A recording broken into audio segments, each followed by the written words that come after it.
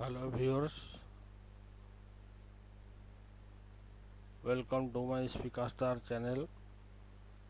I am Mr. Pitambar Tripathi and today I telling about some astrological points because some of their colleagues logs, colleague peoples or my friends circle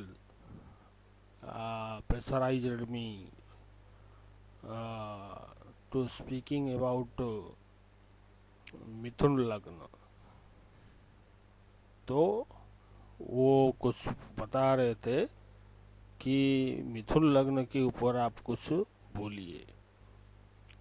आप ऐसा चीज जो बता रहे हैं, कुछ लोग ऐसे भी बोल रहे हैं, मेरे जो फॉलोअर्स लोग हैं कुछ लोग बोल रहे हैं आप जो चीज बोल रहे हैं वो सबसे अलग रहता है, क्योंकि इस चीज में आपको सारा डिटेल माइन्यूट डिटेल चीज सब मिल सकता है। देखिए, हम आपको ये बता रहे हैं कि जैसे मान लीजिए कि मैं एक आदमी हूँ, मेरा भी कुछ ग्रह चक्र मंडल है, ग्रह चक्र है, मेरा भी एक कुंडली है। तो दूसरे लोग ऐसा क्यों इंटरेस्ट लेते हैं कि आप ऐसा कुछ बोलिए, ऐसा कुछ बोलिए, अच्छा बोलिए या बुरा बोलिए, कुछ भी बताइए, ऐसा क्यों कह रहे हैं? क्योंकि उन लोगों को ये पता चल गया है कि जो चीज हम बता रहे हैं, जो स्पीकर स्टार चैनल का स्पेसिफिक नेचर है, वो है कि आपको सभी लगन का गूढ़ रहस्य बात बताता है। ये कोई हमारे लिए, हम तो एक एस्ट्रोलॉजर हैं, हम ये भी बता चुके हैं पहले, जैसे हमारा परिवार भी सभी लोग एस्ट्रोलॉजर ही हैं। तो इसी के चलते हम आज कुछ नया बात बोलने के लिए कोशिश करेंगे जो कि कुछ हटके है। क्यों हटके है? क्योंकि ये जो चीज है आपको और कोई, जैसे कि कोई कुछ बोलता है, ऐसा चीज आपको इसमें नहीं मिलेगा। इसमें जो मिलने वाला है आपको अलग चीज मिलेगा, जो अलग चीज आपको कहीं नहीं मिलने वाला है। जैसे कि मान लीजिए कि जैसे हमारा यहाँ सभी चीज, सभी एस्ट्रोलॉजर बोल रहे हैं, एकादश भाव में जो भी ग्रह बैठते हैं वो वो शुभ होते हैं। मगर हमारे स्पीकर स्टार चैनल में ऐसा चीज नहीं है। हमारा स्पीकर स्टार चैनल में एकादश भाव पापी कहलाते हैं, क्योंकि पराशर जी खुद बोले हैं एकादशाधिपति, जो एकादश स्थान जो है वो पाप संबंध उसमें ज़्यादा होता है, इसलिए एकादश भाव को पाप समझना चाहिए। तो फिर हम ये कहकर आपको बता रहे हैं कि जो चीज़ हम बोल रहे हैं उसी में आपको कुछ ऐसा भी चीज़ मिलेगा जो अ, जैसे कि मतलब चैनल का नाम जैसे मैंने दिया हूँ रॉयल कोबालिस्ट स्टार, मतलब ये स्पीकर स्टार जो है वो रॉयल है, ऐसा कुछ साधारण स्टार नहीं है ये। तो हमेशा की तरफ हम ये स्टार के ऊपर क्यों नज़र देते हैं, क्योंकि स्टार से कुछ वरदान हर कोई आदमी को कुछ ना कुछ मिलता है। देखिए, अंतरिक्ष में बहुत सारे ग्रह नक्षत्र सारे घूमते रहते हैं, किसी ना किसी नक्षत्र से आपको कुछ ना कुछ मिलता रहता है।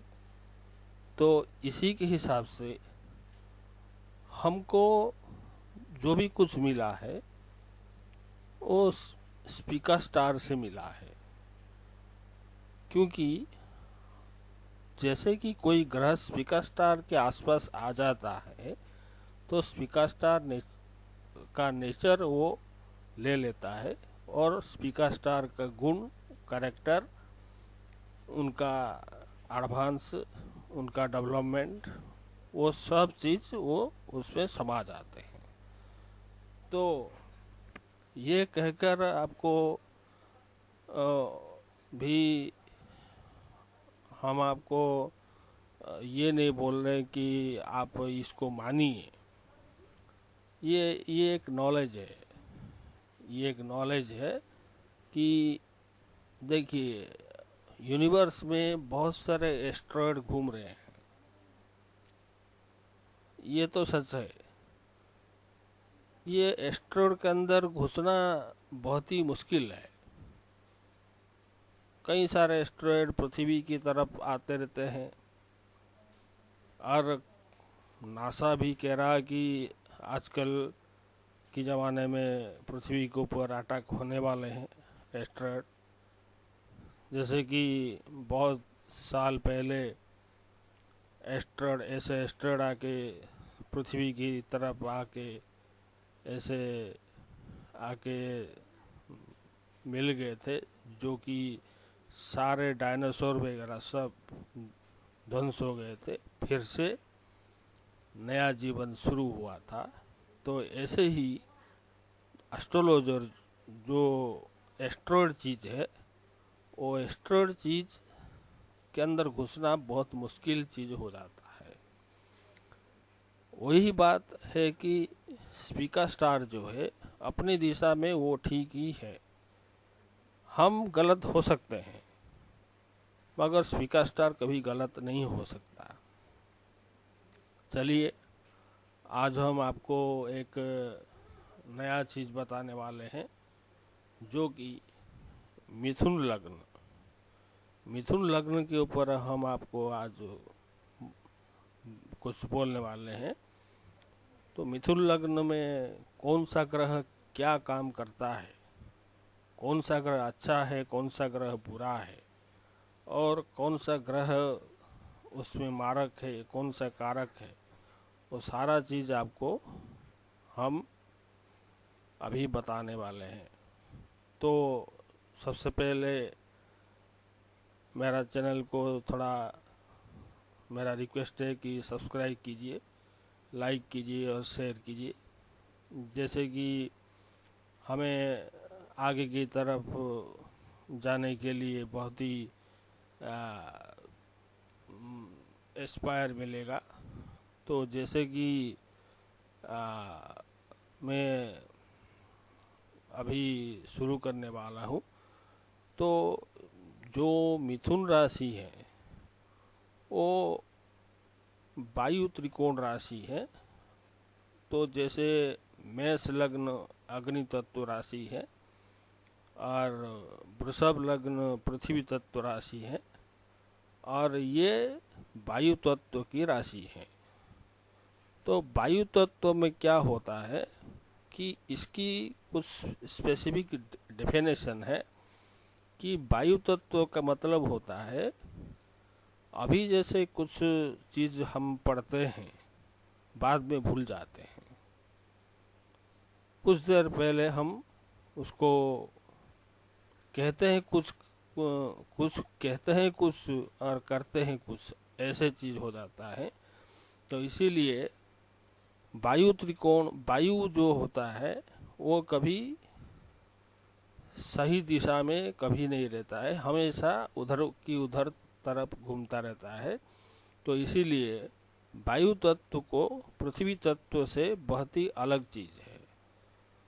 तो पृथ्वी तो जैसे कहीं तो घूमना नहीं है, मगर वायु जो है वो हमेशा की तरह वो हर तरफ वो घूमता रहता है।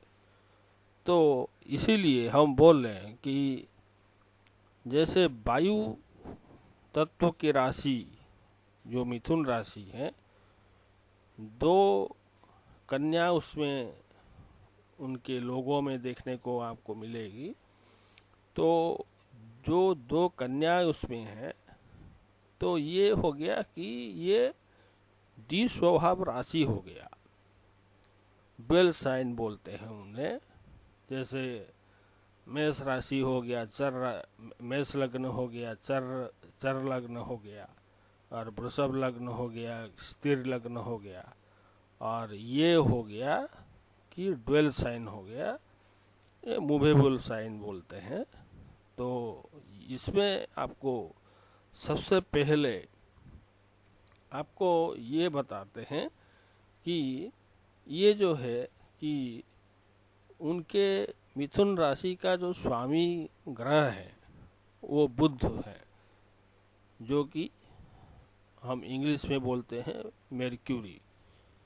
तो मरकरी जैसे कि इनकी ये जो मिथुन राशि है वो इंटेलिजेंट राशि है बहुत ही, और उसमें जो आदमी जो रहता है वो बहुत ही शानदार की तरफ वो चीज़ को प्रूव करने में माहिर होते हैं, क्योंकि उनके पास लॉजिक बहुत ही तेज तेज की तरफ वो रहते हैं। ज़्यादा तरफ की देखा जाए तो मिथुन लग्न वाले लोगों के को मैंने देखा हूँ, तो कई बैंकिंग सेक्टर में, कई मतलब अकाउंट सेक्शन में, या चार्टर्ड अकाउंटेंट, ऐसा कुछ चीज़ में वो उनका नौकरी और उनका सब चीज़ उधर में ही बहुत ही 75% लोगों को हमने प्रैक्टिकली हमने देखे हैं। मिथुन राशि मिथुन लग्न वाले लोगों के मतलब करेक्टर और उनके जो स्पेसिफिक प्रोफेशन और उनके जो नेचर, ये सब जो है ऐसे भी है, कहा जाता है कि मिथुन लग्न के लोग भी वकालत भी करते हैं, जैसे वकील होते हैं, जैसे एडवोकेट होते हैं। क्योंकि एडवोकेट जो होते हैं कि उनके पास लॉजिक का पूरा भंडार होना चाहिए। कोई भी मतलब झूठ चीज को सच में बदलना वो बहुत ही मुश्किल चीज होता है, और सच को सामने लाना वो भी उससे भी बड़ा मुश्किल चीज है। तो इसके लिए दिमाग की बहुत ज़रूरत पड़ता है। तो इसीलिए उनको इंटेलिजेंट राशि कहा जाता है। तो जैसे कि बुध उनके स्वामित्व है, यदि उसमें बुध यदि कहीं पाप पीड़ित में आ जाते हैं तो उनका वो ही इंटेलिजेंट उसमें ख़त्म ही हो जाता है। ये भी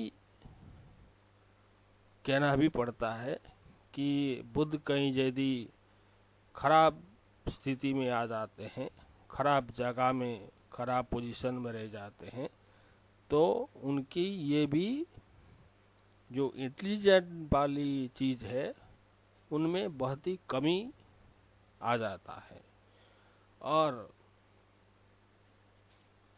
जो मिथुन राशि है, मिथुन लग्न है, मिथुन लग्न में ऐसा कोई ग्रह, उच्च और नीच ऐसा कोई ग्रह उसमें होते नहीं है।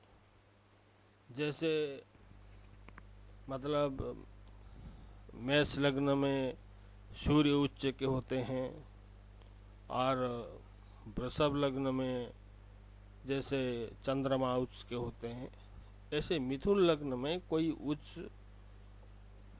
कोई ग्रह नहीं बनते हैं। तो जैसे खाली ये बुध जो हैं, खाली वो सिर्फ चंद्रमा को ही वो शत्रु मानते हैं। चंद्रमा को शत्रु इसलिए मानते हैं क्योंकि चंद्रमा उनका मतलब बाप बेटे का रिश्ते हैं। तो इसीलिए उनका एक स्टोरी है जो कि आप हम बाद में कभी बताएंगे। तो ये जो बाप बेटे वाला चीज़ जो है, तो इसी चीज़ में हम आपको कभी बताएंगे। मगर अभी जो है कि ये जो मतलब बुध जो है खाली चंद्रमा को शत्रु समझते हैं।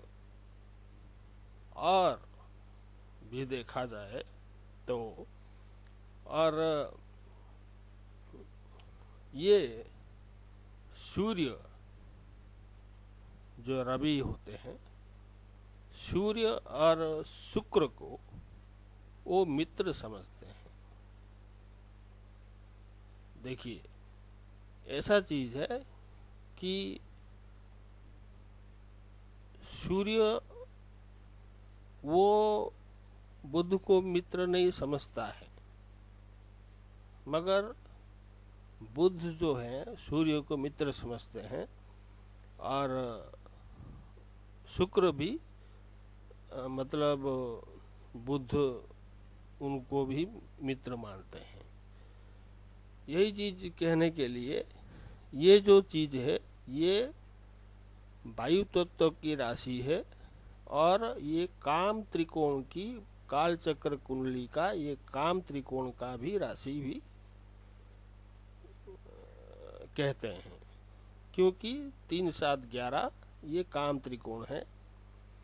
मेष सिंह और मतलब धनु जो है ये धर्म त्रिकोण है काल चक्र कुंडली के, और मतलब वृषभ, उसके बाद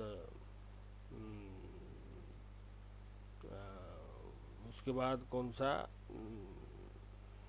उसके बाद कन्या, उसके बाद मकर, ये जो है ये अर्थ त्रिकोण है। और ये जो है कि मिथुन और तुला और उसके साथ कुंभ, ये जो है ये काम त्रिकोण के राशि हैं।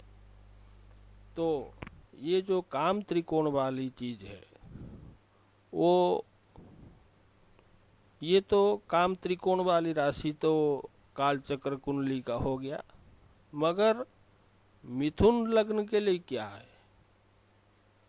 मिथुन लग्न के लिए हर तरफ से देखा जाए तो ये धर्म त्रिकोण कहलाते हैं, और काल चक्र कुंडली के लिए ये काम त्रिकोण है।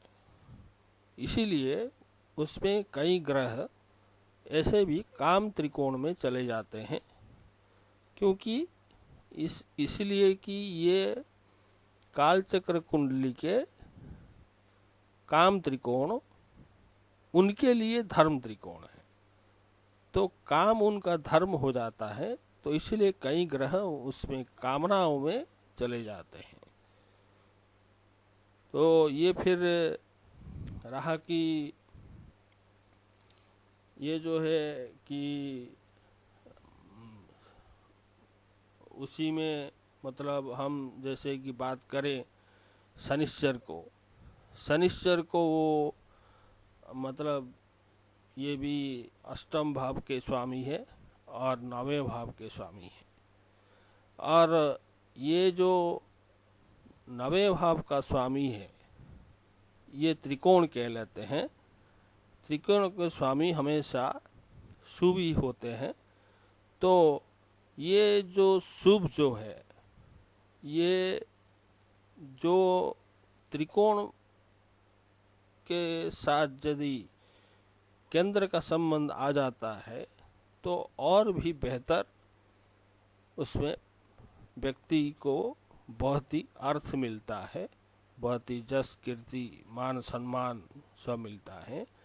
और यदि मान लीजिए उसमें कुछ जो उनका जो न्यूट्रल भाव है उनके साथ यदि कोई पाप संबंध आ जाता है तो ये कुछ हद तक ये खराब रिजल्ट भी दे भी सकते हैं।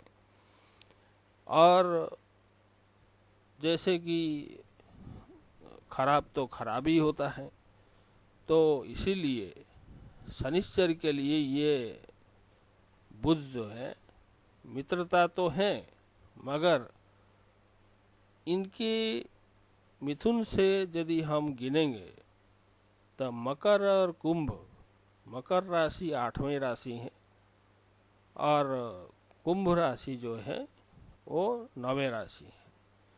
तो नवम राशि होकर वो त्रिकोण कह लेते हैं। तो त्रिकोण हमेशा शुभ ही होते हैं। तो त्रिकोण के राशि जो होते हैं यदि कोई केंद्र के साथ यदि उनका संबंध आ जाता है, केंद्र ग्रह के साथ यदि कोई संबंध आ जाता है तो और बहुत ही शुभ परिणाम वो दे देते हैं।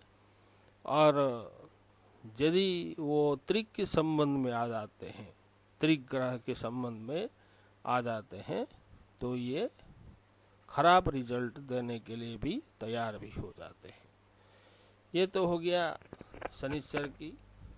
और अभी बात करेंगे शुक्राचार्य की। यहाँ देखा जाए तो शुक्राचार्य ही एक ही ऐसा प्लैनेट है जो कि बुध को मित्र मानते हैं। शुक्राचार्य बुध को अपना बहुत ही मित्र समझते हैं। हमने पहले भी बोल चुके हैं, रवि सूर्य और शुक्र को मित्र समझते हैं। तो इसीलिए सूर्य के हिसाब से थोड़ा अलग है, मगर शुक्र के हिसाब से वो कैसे रहने वाला है तो हम आपको बता रहे हैं कि जैसे कि ये मतलब जैसे ये हो गया, शुक्र जो है वो 5वें का स्वामी है और 12वें का स्वामी है। और ये जाकर 10वीं में जाकर उच्च होते हैं। मिथुन लग्न से यदि हम यदि हिसाब करें, कैलकुलेट करें तो ये तुला राशि जो है ये 5वें राशि है, त्रिकोण के राशि है। और वृषभ राशि जो है वो 12वें का राशि हो जाते हैं। और उच्च कहाँ होते हैं? 10वें की राशि जो मीन राशि में ये उच्च के होते हैं। तो इसी हिसाब से देखा जाए तो यदि शुक्राचार्य जो हैं यदि वो मतलब यदि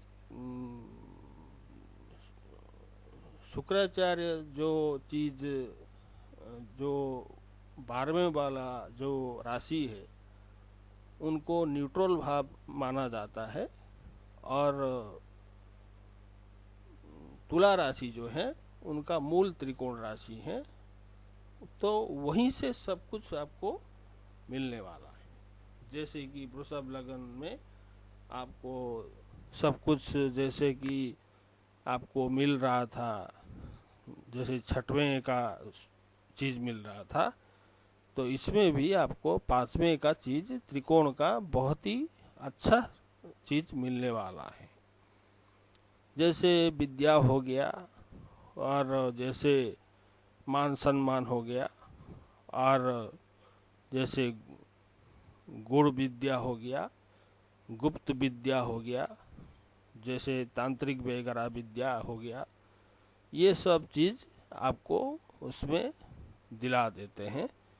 क्योंकि ये शुक्राचार्य जो है वो दैत्य गुरु है, और ये मंत्री भी कह लेते हैं। जैसे कि उनका साथ बुध जो है, मित्रता जो संबंध है, तो मित्रता के हिसाब से देखा जाए तो ये पांचवें में बैठकर वो बहुत ही शुभ हो जाते हैं। और शुक्र का बैंड कब बज जाता है? जब वो त्रिषणाय के संबंध में आ जाते हैं, तभी उनका बैंड बज जाता है। त्रिषणाय मतलब मंगल, ऐसा कोई ग्रह के साथ यदि वो बैठ जाते हैं, या उनके निगाह पर जैसे कि कोई देख रहा है, तो फिर उनका ये वाला चीज भी उसी में खत्म हो जाते हैं। और जैसे 12वें मतलब 12वें का स्वामी हमने भी पहले भी बताए थे, शुक्राचार्य जी जो हैं 12वें में हमेशा अच्छा फल देने के लिए तत्पर रहते हैं। और शुक्राचार्य जो है वो लग्जूरियस आइटम, लग्जरी मतलब धन दौलत, गाड़ी बंगला, ऐसे सब देने वाले ग्रह हैं। तो ये भी भूलना नहीं चाहिए। शुक्र जब उच्च के हो जाते हैं और दशम में जाके मतलब उच्च के होते हैं, तो इसीलिए शुक्राचार्य जी को आपको ऐसे मानना चाहिए। और एक बात है कि जैसे मतलब यहाँ एक चीज कहना है कि जैसे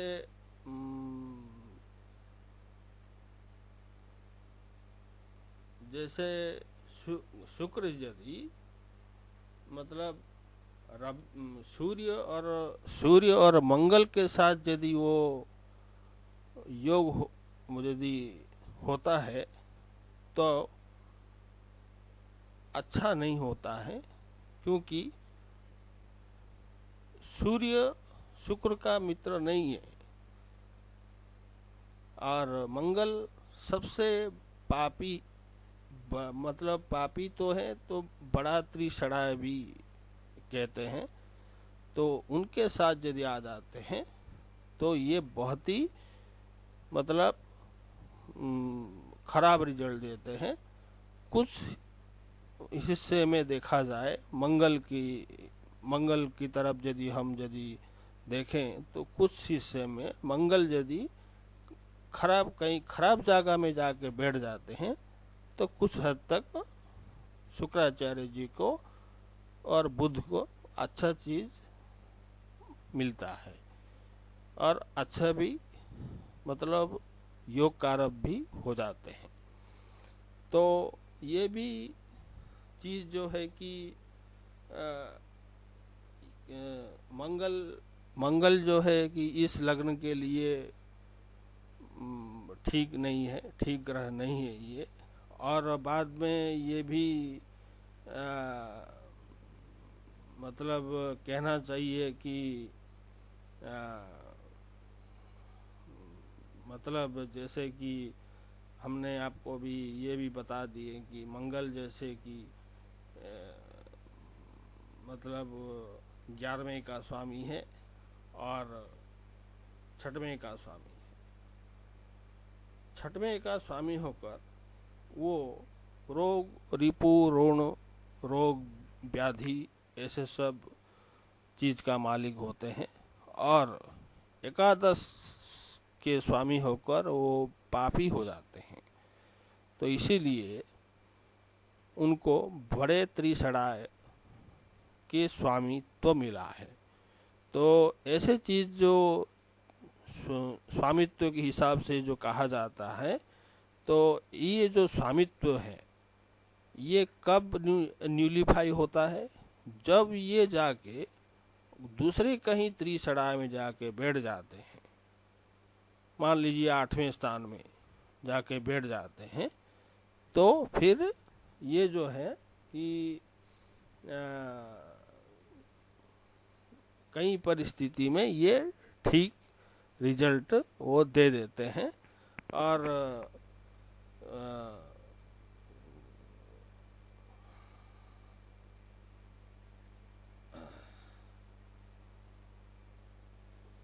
माफ कीजिए, थोड़ा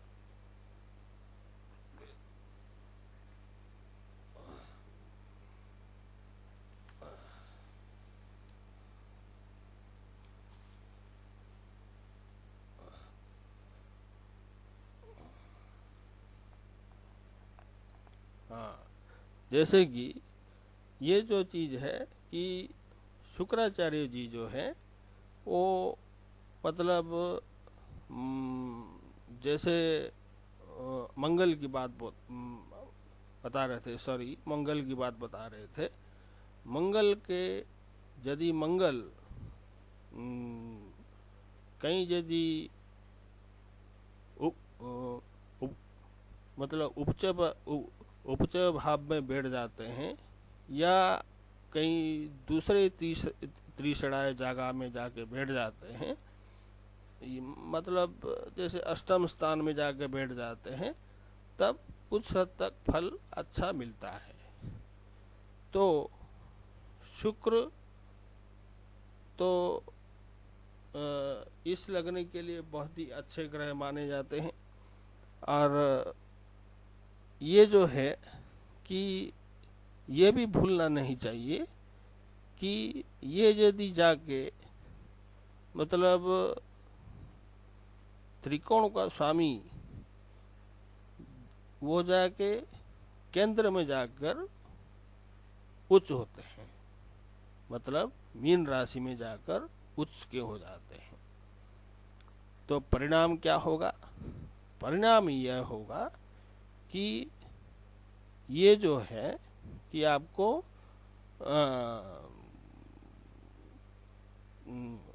ये आपको सभी लोग कहते हैं मेरा शुक्र उच्च का है तो मुझे राजयोग मिलेगा, मुझे अच्छा चीज मिलेगा शुक्र की पीरियड में, शुक्र की महादशा जब आएगी तब बहुत ही अच्छा चीज मिलेगा। बहुत एस्ट्रोलॉजर भी ऐसे भी बोल भी देते हैं, मगर यही चीज आपको भूलना नहीं चाहिए कि शुक्र 12वें का भी स्वामी है। 12वें का स्वामी होकर वो क्या करते हैं उधर में?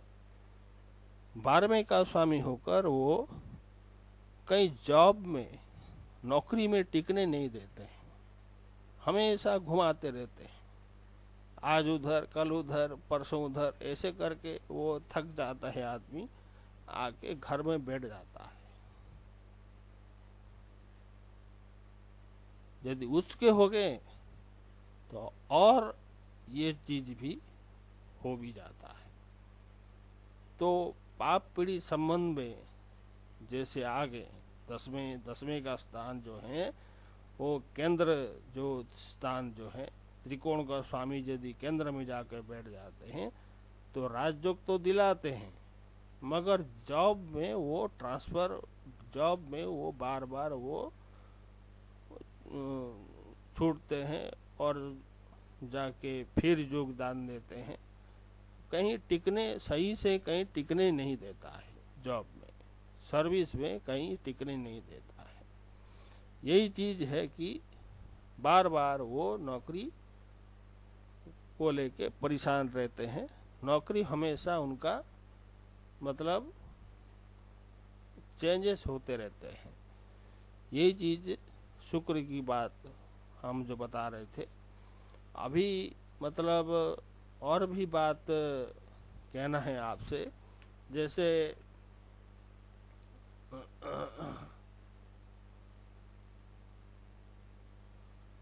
जैसे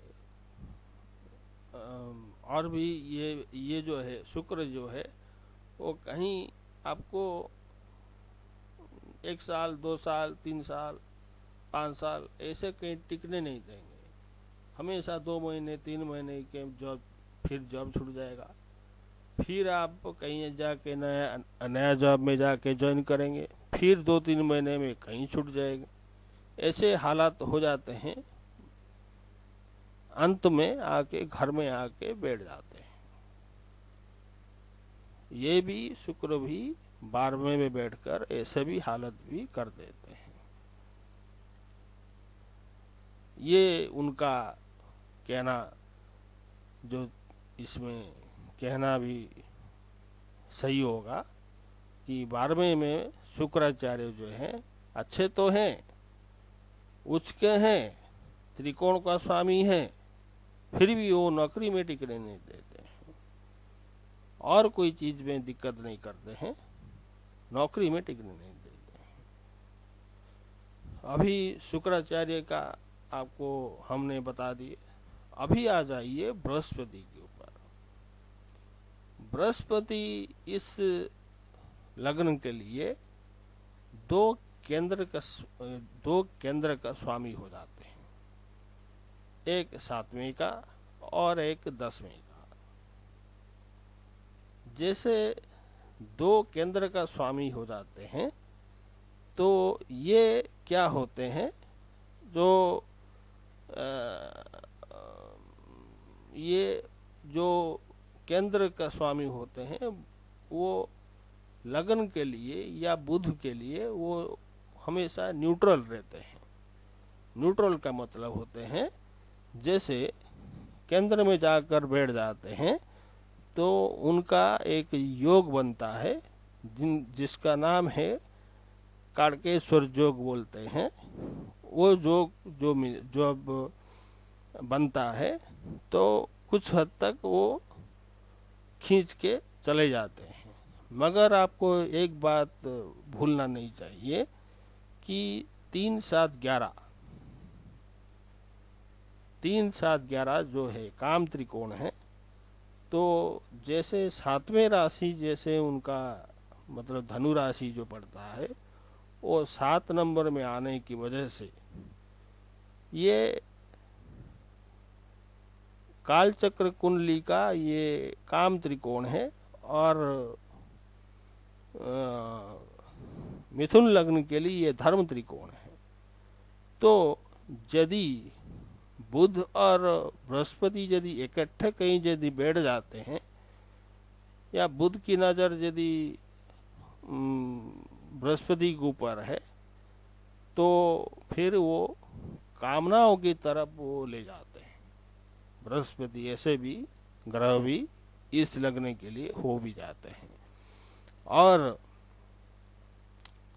जैसे कि लगन तो उठ रहा है कि काम त्रिकोण का, और मतलब कालचक्र कुंडली में लगन को देखें तो काम त्रिकोण का तो उठता है, मगर ये जो है कि स्पेसिफिक तरफ से देखा जाए जिन लोगों का मिथुन लग्न है उन लोगों के लिए तो 1-5-9 हो गया धर्म त्रिकोण। तो जैसे 1-5-9 जैसे धर्म त्रिकोण हो जाते हैं तो ये जैसे कामना उनका लिए काम जो है उनके लिए धर्म हो जाते हैं। तो ये बृहस्पति जो है आपको कामनाओं की तरफ वो बेला फुसला कर आपको ले जाते हैं। तो इसीलिए इस लग्न के लिए जो मतलब देखा जाए तो क्या होता है कि एक अजीब सा रिलेशन होता है, जो कि आपको कहते हैं कि जो काड़केश्वर योग होते हैं, योग होता है, एक नाम होता है वो, वो जो योग में आपको कई हद तक वो अच्छे रिजल्ट भी दे भी देते हैं। मगर एक बात है कि बुध यदि अपना घर में बैठे हैं और यदि बृहस्पति अपने घर में बैठे हैं, दोनों सातवें दृष्टि में देख रहे हैं, तभी ये योग बनेगा, नहीं तो नहीं बनने वाला है। एक तो कामना के तरफ तो ले जाते हैं, दूसरे की तरफ वो भी धन भी बहुत दिला देते हैं। ये भी चीज भी देखने को मिला है। और जैसे मतलब कहा जाए तो ये बहुत ही जो जैसे कि मतलब बृहस्पति काल चक्र मतलब कुंडली में यदि कहीं अर्थ त्रिकोण में जाकर बैठ जाते हैं, मतलब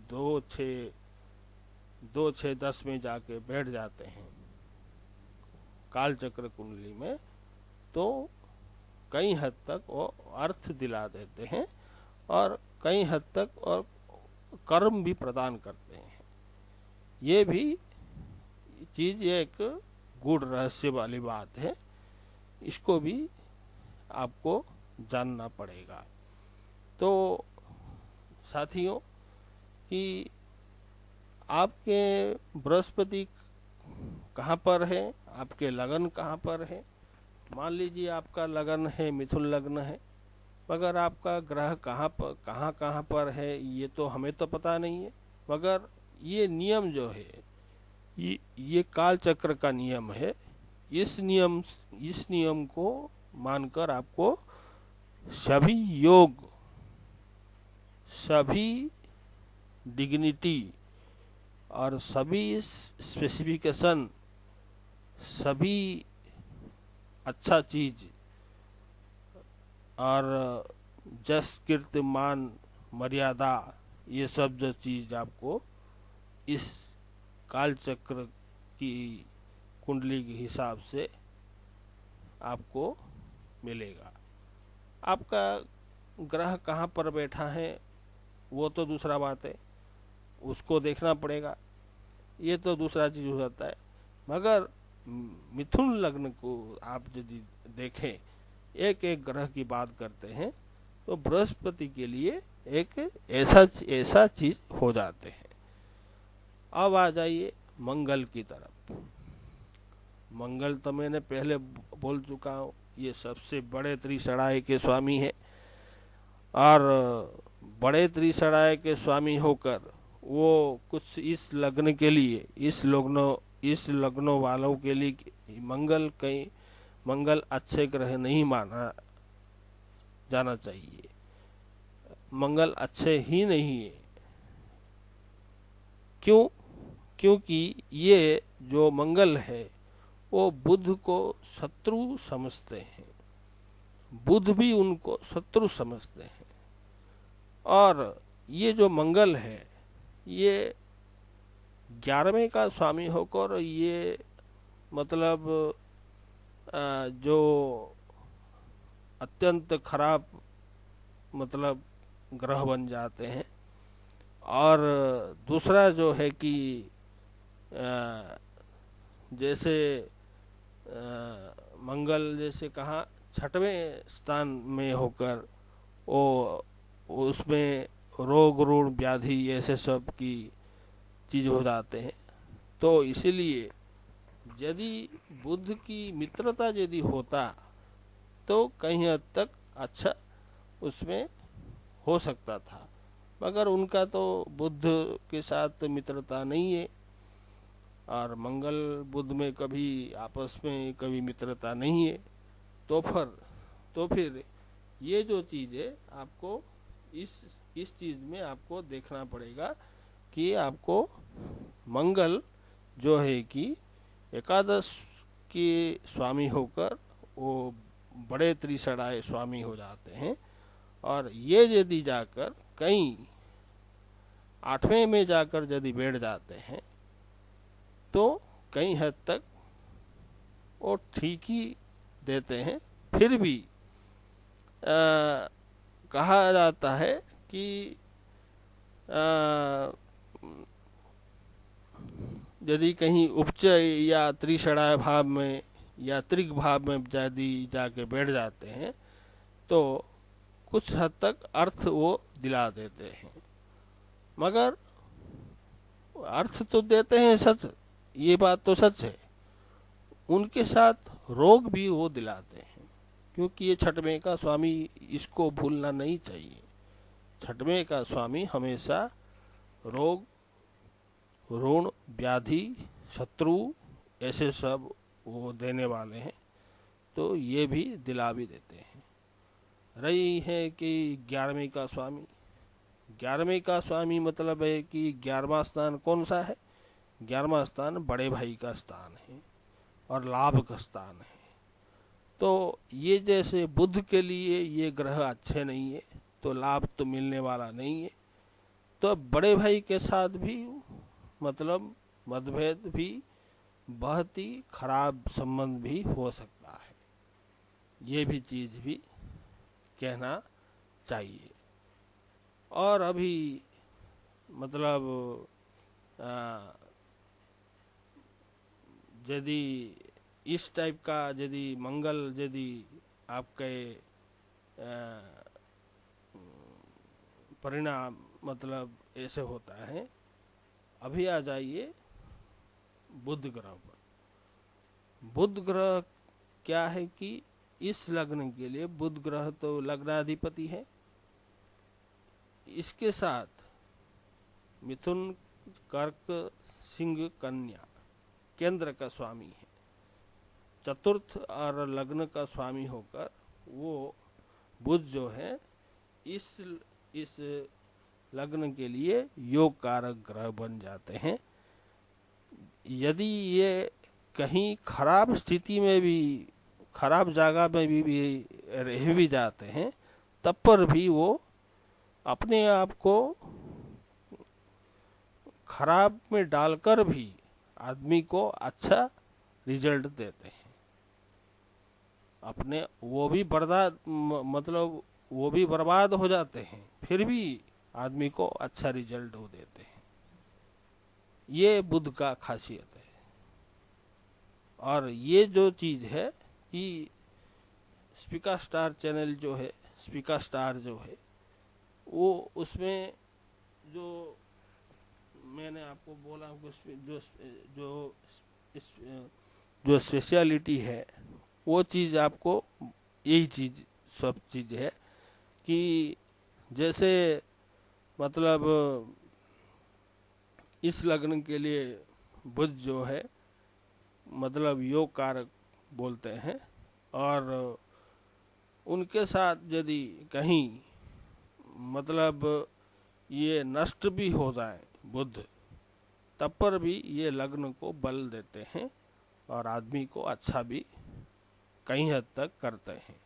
और बुध के साथ यदि कहीं त्रिक का संबंध आ गया या त्रिषणाय का संबंध आ गया, तब पर भी वो अच्छे फल देते हैं। ये मतलब गूढ़ रहस्य बात है। तो जैसे जो चीज आपको बोले हैं कि त्रिषणाय तो अच्छा नहीं है, त्रिक भी अच्छा नहीं है, तो फिर ये आपको कैसे मतलब अच्छे दे देंगे, अच्छे रिजल्ट कैसे दे देंगे?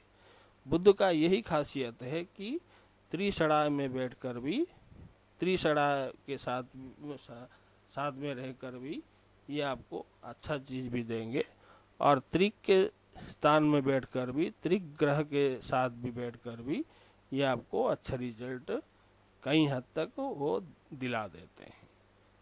बुध यदि सूर्य के साथ होगा, एक बात है, बुध यदि सूर्य के साथ यदि होता है तो फल इतना अच्छा मिलने वाला नहीं है। क्योंकि सूर्य जो बोलेगा बुध वो ही करेगा। मान लीजिए बुध जाकर सिंह राशि में बैठ गए, तो सूर्य के राशि में जाकर बैठ जाते हैं तभी क्या होता है कि सूर्य जो बोलेगा बुध वही करेगा, और बाकी और कोई चीज मिलने वाला नहीं है, आप कितना भी कोशिश कर लीजिए। क्योंकि एक बात हमें आपको पहले भी बोल चुके हैं कि सूर्य बुध को न्यूट्रल समझते हैं और बुध वो मित्र समझते हैं, सूर्य को मित्र समझते हैं। तो इस हिसाब से देखा जाए तो ये जो बुध जो है वो मान लीजिए यदि सूर्य जो है, जैसे कि मान लीजिए यदि खराब जगह में जाकर बैठ गए सूर्य, तो बुध के लिए कहीं हद तक अच्छा चीज है। और नहीं तो यदि सूर्य यदि बलवान हो गए तो बुध भी बर्बाद हो जाता है। मतलब यदि सूर्य यदि उच्च के हो जाते हैं तो बुध भी बर्बाद हो जाते हैं उधर, और सूर्य यदि नीच के होते हैं, नीच कब होते हैं, जैसे कि मतलब मिथुन लग्न से जैसे सिंह लग्न जो है सूर्य की, वो तीसरा भाव होता है, वहीं से तीसरा भाव, वहीं से सिंह कन्या तुला वो नीच के होते हैं सूर्य। तो त्रिषणा से त्रिषणा, तो ये जो होते हैं, तो इसमें यदि होते हैं तो वो जो मतलब जो जो जो जोग देने वाले हैं उसमें बुध को कहीं हद तक अच्छा चीज मिलने वाला है। मगर ये बात आपको नज़रअंदाज करना नहीं चाहिए, बुध सिंह राशि में होना नहीं चाहिए, और कहीं पे बैठे हैं तो अच्छी चीज है, यही होता है। और उसके बाद आ जाइए आप जैसे चंद्रमा, चंद्रमा को बुध शत्रु समझते हैं, आपको तो पहले भी हमने बताए हैं। तो इसमें चंद्रमा की खासियत ये है कि चंद्रमा उच्च के हो या नीच के हो, पैसा बहुत दिला देते हैं। किसको? मिथुन लग्न वालों के लिए चंद्रमा पैसा अच्छा दिला देते हैं, वो भी इकट्ठा कर कर कर वो पैसा वो दिला देते हैं। और कई तरफ से देखा जाए तो चंद्रमा जो है वो चंद्रमा का तो कोई शत्रु है ही नहीं, तो बुध उनको शत्रु समझता है, तो बुध भी खुश हो गया। चंद्रमा को बुध शत्रु समझते हैं तो चंद्रमा भी खुश हो गए। तो इसी हिसाब से देखा जाए तो चंद्रमा की खासियत ये है कि मिथुन लग्न वालों के लिए चंद्रमा पैसा बहुत दिला देते हैं, चाहे उच्च के बैठे हो चाहे नीच के बैठे हो, उसमें कोई फर्क पड़ने वाला नहीं है। और उसके साथ मतलब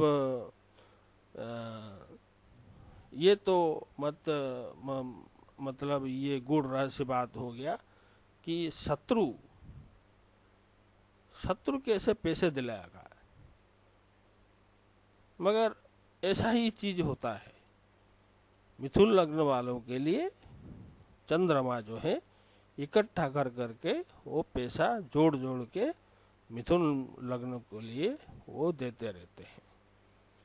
मिथुन लग्न वालों के लिए हमेशा चंद्रमा अच्छे ही चीज कहा जाना चाहिए, चाहे उच्च के बैठे हो चाहे नीच के बैठे हो, चाहे त्रिक स्थान में बैठे हो चाहे त्रिषणा में बैठे हो, कोई फर्क पड़ने वाला नहीं है। वो हमेशा धन देने के लिए वो तत्पर रहते हैं। ये तो हो गया चंद्रमा की बात। अब आ जाइए सूर्य की बात। सूर्य जो है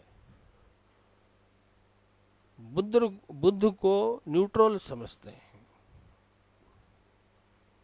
और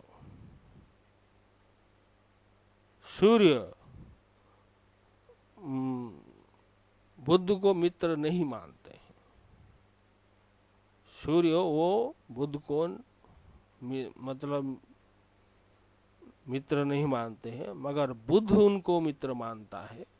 तो इस हिसाब से यही रिलेशन में देखा जाए तो ये कहा जाता है कि सूर्य के लिए ये बुध जो है ये न्यूट्रल भाव हो जाता है, मिथुन लग्न। तो इसी हिसाब से देखा जाए, यदि सूर्य यदि मतलब बलशाली हो गया, बली हो गया, तो फिर क्या होता है, बली यदि हो गया तो क्या होता है कि वो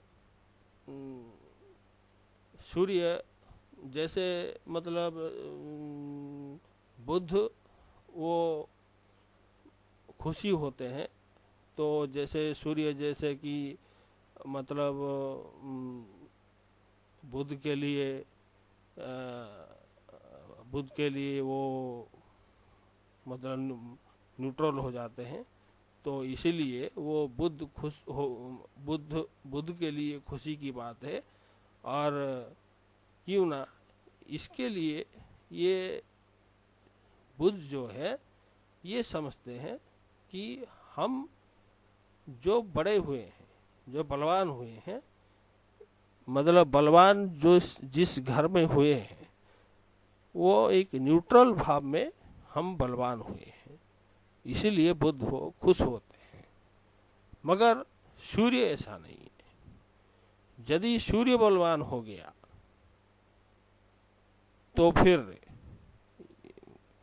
एक त्रिसड़ा से जाकर दूसरे तीसरे मतलब त्रिसड़ा में जाकर वो उच्च के होते हैं। मतलब जैसे मिथुन लग्न के लिए मतलब कौन सा राशि हो गया कि 11वां राशि हो गया।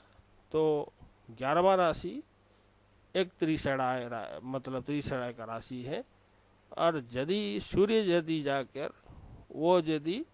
जाकर कहीं यदि त्रिसड़ा में बैठ गया तो उच्च हो गया। मतलब मेष राशि में तो सूर्य तो उच्च के माने जाते हैं। तो यही चीज जो है कि एक त्रिसड़ा में जाकर दूसरे त्रिसड़ा में बैठने की वजह से वो व्यक्ति को बहुत ही मेहनती बना देते हैं, और उसमें बुध जो है वो कुछ करने वाले नहीं है। मेहनत करता रहेगा वो आदमी, करता रहेगा, मगर बुध हो उसमें कुछ कर नहीं पाएंगे। क्यों ना, सूर्य उच्च के हो गए, बुध क्या करेगा? सूर्य जो बोलेगा बुध तो वही करेगा ना। तो वही हालत हो जाता है। इसीलिए सूर्य जैसे न्यूट्रल मानते हैं, तो इसीलिए सूर्य उच्च हो जाते हैं, तो बुध उसमें कुछ भी कर भी नहीं पाएगा। सूर्य जो करेगा सूर्य का फल मिलेगा, मगर बुध के लिए ये अच्छी बात नहीं है। और यदि सूर्य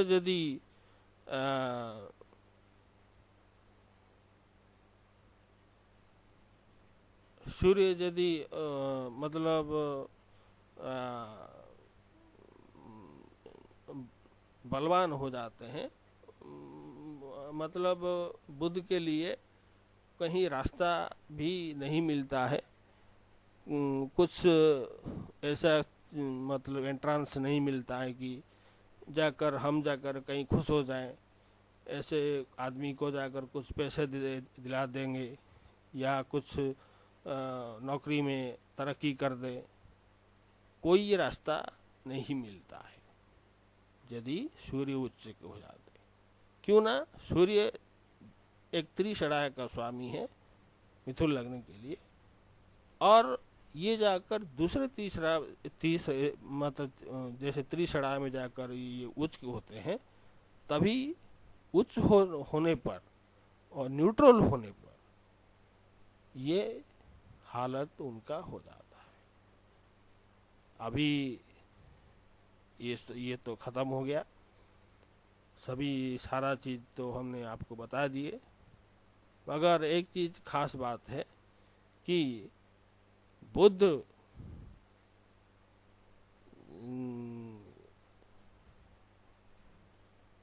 जैसे कि बुध केंद्र अधिपति और बृहस्पति जैसे केंद्राधिपति, ये दोनों यदि आपस में मिलकर यदि कहीं बैठ जाते हैं तो अच्छा चीज तो कहना नहीं चाहिए, मगर जैसे बुध हो जाते हैं कि एक लगन का स्वामी, और दूसरा हो जाते हैं कि केंद्र का स्वामी, और बृहस्पति क्या है, नेचुरल बेनिफिक है, शुक्राचार्य भी नेचुरल बेनिफिक है, तो उनको ये केंद्राधिपति दोष लगता है। किन के लिए? केंद्राधिपति दोष युक्त गुरु शुक्र वे, तो गुरु और शुक्र के लिए केंद्राधिपति दोष लगता है, मगर बुध के लिए मतलब दी स्वभाव राशि जो है, जो दी स्वभाव राशि मिथुन लग्न जो दी स्वभाव राशि के लिए केंद्राधिपति दोष नहीं लगता है। यही एक स्पेसिफिकेशन है, आपको हम बोलने वाले हैं कि इसमें जैसे मान लीजिए यदि ये जो केंद्र का स्वामी जो होते हैं, यदि त्रिकोण का संबंध आ जाता है तो ये बहुत ही बड़ा राजयोग भी दिला देते हैं। तो त्रिकोण का स्वामी कौन और केंद्र का स्वामी कौन आपको सब बता दिए हैं। तो इसी हिसाब से आपको मान लीजिए कि शुक्र के साथ जाके बैठ गए तो अच्छा योग दिला देंगे, राज योग भी दिला देंगे। क्यों ना, बुध केंद्र का स्वामी है और लगन का स्वामी है, और शुक्र जो है कि मतलब पांचवें का स्वामी है। यहाँ पे नवम का स्वामी कौन है? नवम का स्वामी मतलब शनिश्चर होते हैं। ये जो बृहस्पति शनिश्चर यदि आपस में यदि जुड़ गए कहीं बैठ जाते हैं तो राजयोग भी दिला देते हैं, या बुध यदि शनि के साथ मिलकर कहीं बैठ जाते हैं तब पर भी राजयोग दिला देते हैं। और बात रहा कि जैसे कि केंद्राधिपतित्व दोष युक्त गुरु शुक्र में जो है वो दी स्वभाव राशि के लिए नहीं है, ऐसा पराशर जी बोले हैं कि दी स्वभाव राशि के लिए केंद्राधिपति दोष नहीं लगता है। तो यही चीज जो चीज बोलने वाले हैं, तो हमने मिथुन राशि को वायु तत्व राशि बोले हैं। तो वायु तत्व का राशि मतलब है कि अभी जैसे कुछ बोलना बाद में भूल जाना और फिर से बोलना पड़ता है। एक चीज को करने के लिए बार बार बोल के आप जब 10 बार बोलेंगे तभी जाकर आपको आपके काम बनेगा, यही होता है। और यही सब लोग बहुत ही तरफ से देखा जाए, चार्टर्ड अकाउंटेंट, बैंकिंग सेक्टर में, या लॉयर, एडवोकेट और जस्टिस वगैरह, ऐसे सब चीज़ में उनका योगदान रहता है। उनका प्रोफेशनल लाइफ सब ऐसे ही चीज़ में रहता है, क्योंकि उनका ये इंटेलिजेंट बुध का इंटेलिजेंट राशि है। बुध कौन? बुध होता है हमारा बुद्धि। बुद्धि जो होता है, तो बुध यदि मतलब ये बुद्धि जो होता है, जो उनके साथ ये जो इंटेलिजेंट जो जो मिल गया तो उनको एक लॉजिक पॉइंट मिल जाता है, उनका एक स्पेसिफिक नेचर है, कहीं ना कहीं घुमा फिरा कर वो व्यक्ति को मना लेते हैं। सच को झूठ बोलने में, झूठ को सच सच करने के लिए ये माहिर है, क्योंकि ये 22 तत्वों का राशि है और काम त्रिकोण का भी राशि है। तो काम त्रिकोण इनके लिए धर्म त्रिकोण है, तो इसीलिए थोड़ा देख कर चलना चाहिए। ये जो अनमेरिड लोगों के लिए अच्छा नहीं है, अनमेरिड लोगों के लिए ये थोड़ा देख कर थोड़ा चलना चाहिए। क्यों ना यदि पैर फिसल गया तब पर जिंदगी भर मेहनत करते रहो, जूते घिस जाएंगे, कुछ नहीं मिलने वाला। तो इसीलिए आप लोगों को यही चीज हम सब बता रहे हैं। आपका ग्रह कहाँ कहाँ पर है ये तो हमें तो पता नहीं है। हम कालचक्र कुंडली का विश्लेषण आपको बताए हैं, तो इसी हिसाब से आपको यही चीज भी आपको समझना पड़ेगा। और मैं पीताम्बर त्रिपाठी, जैसे कि मैं भी कुछ ऐसा चीज अपने बारे में कुछ पहले भी कुछ बताए थे, और ऐसे भी हम आपको बता रहे कि कर्मकांड, ज्योतिष और कुंडली देखना, कुंडली बनाना, ऐसे सब चीज़ भी हम सब करते रहते हैं। तो इसी हिसाब से आपका शुक्रिया, हम मतलब जो शुक्रगुजार हैं कि आप हमारा चैनल को बहुत ही लाइक कर रहे हैं, शेयर भी कर रहे हैं और सब्सक्राइब भी कर रहे हैं। और आगे के लिए भी आप सब्सक्राइब कीजिए और आपके दोस्तों को भी शेयर कीजिए। और ये चीज़ आपको अच्छा गूढ़ रहस्य चीज़ आपको कहीं आपको मिल सकता है, तो कहीं बड़े बड़े एस्ट्रोलॉजर जो हैं उनके पास ये नॉलेज भी होता है। तो यही चीज़ हम तो नहीं बोलते हैं कि हम बड़े मतलब एस्ट्रोलॉजर हैं, मुझसे भी कहीं बड़े बड़े एस्ट्रोलॉजर हैं। तो गूढ़ रहस्य बात जो है वो कालचक्र कुंडली से ऐसे होता है। तो इसीलिए मिथुन लग्न की बात अभी ख़त्म हुआ, तो फिर हमें आज्ञा दीजिए अभी।